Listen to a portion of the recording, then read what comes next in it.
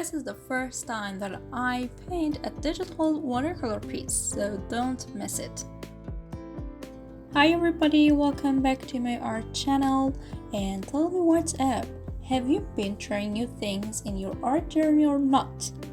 If you're not trying to face your fears, I will tell you, don't afraid of being a new version of yourself. Just go forward for whatever is in your mind and you really want to earn. I've been working with watercolor materials for real long years, but I decided to test it in digital version. And as I said, I'm going to show you my first experience in digital watercolor painting. That was really nice, and I'm going to tell you what is good about it and what is really annoying about it. So let's see the progress, and I will talk with you about my really new brand experience. It's really surprising because you can easily have the same experience as in traditional watercolor materials.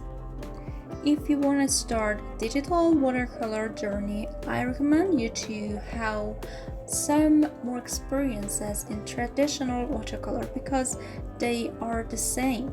There is no big difference between them.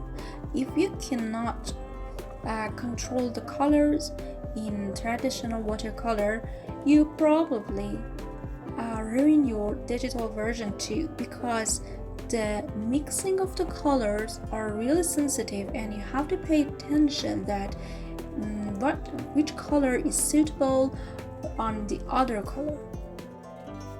Making some risk on your painting is much easier in digital version because it's possible to omit your mistakes and try again without throwing away your paper.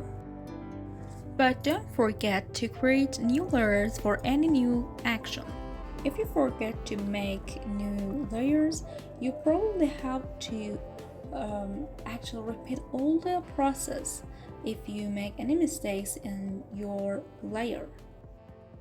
Now let me tell you some advantages of digital watercolor technique.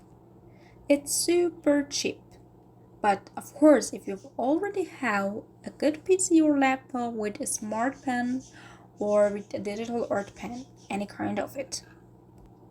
If you have all these important supplies, now you can trust on your digital art skills and start sketching and painting because you don't have to buy papers and different brushes in all different sizes or even different colors.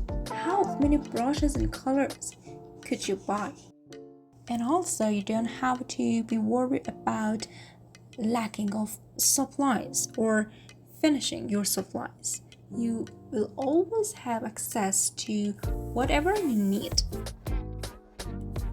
And the most valuable good side is having no problem with printing your piece, especially if you are a picture book artist or if you are going to print some stickers. It's really good and nice to manage the colors and have the same result in a paper version. There are of course more and more things to talk about, but I think it's enough for this video. I'm going to make more videos about working with different watercolor brushes in Photoshop, and I will share them with you too.